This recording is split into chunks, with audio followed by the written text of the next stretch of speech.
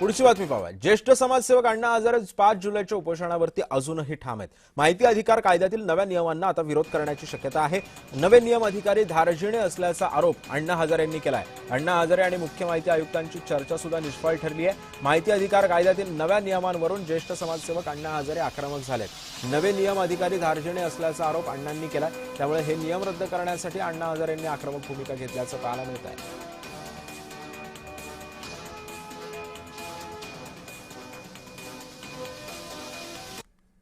12 जूनच्या मागणीप्रमाणे अजून समाधानकारक काम झालेलं नाही। समाधान नाही झालं तर 5 जुलै ठरल्याप्रमाणे आंदोलन होईल।